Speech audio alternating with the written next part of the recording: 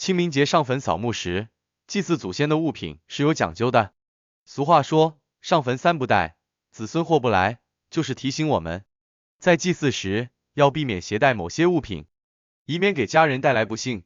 这些习俗不是迷信，在特殊的清明节一定要遵照习俗，否则容易带来不吉利。以下先介绍清明节祭扫应该带哪些祭祀物品，最后介绍上坟三不带是指哪三样东西。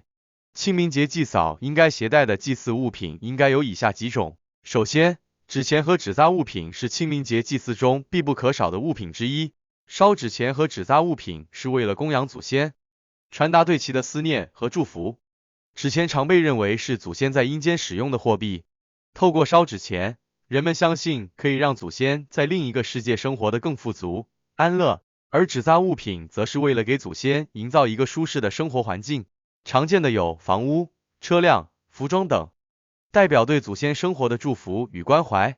其次，食物和酒水也是祭祀时必备的贡品，人们会准备各种美食，如水果、糕点、熟食等，以及酒水，如清酒、米酒等，用以祭奠祖先。食物和酒水的准备不仅是对祖先的供养，也是表达对逝去亲人的思念和敬意。在祭祀活动中，人们会将这些食物摆放在祭坛上，然后烧香献酒，向祖先祈福祝福。除了纸钱、纸扎物品、食物和饮料外，香烛也是清明节祭祀的重要物品之一。点燃香烛是表达对逝去亲人的怀念和敬意的方式之一。人们会在祭祀时点燃香烛，供在祭坛前，以示对祖先的尊重和纪念。香烛的烟火袅袅，象征着对逝去亲人的思念之情，也象征住对他们的祝福与祈祷。此外，鲜花或花环也是清明节祭祀中常见的祭品之一。人们会带着鲜花或花环前往坟墓，将其摆放在墓前，以表达对逝去亲人的思念和怀念之情。花的绽放象征住生命的延续和希望的重生，是对逝去亲人最美好的祝福和祈愿。最后，清水和毛巾也是祭祀中必备的物品之一。清水用来清洁墓地和祭坛，以示尊敬和整洁；毛巾则用来擦拭祭坛和墓地，以净化空间，为祭祀活动营造一个肃穆的氛围。除了应该带的，以下是最重要的内容。在清明节上坟时，应避免带一些不适宜的物品，以尊重祖先，避免给家人带来不幸。以下是最忌讳携带的3种物品。首先，不要携带过于昂贵或奢侈的物品。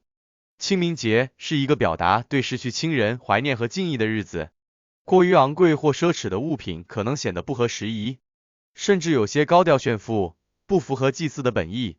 因此，在祭祀时应选择朴素实用的物品，而非过于奢华的品类。其次，应避免携带破损或污秽的物品。祭祀是对祖先的一种尊敬和纪念，携带破损、污秽或不洁净的物品是不敬的行为，可能会触怒祖先，招致厄运。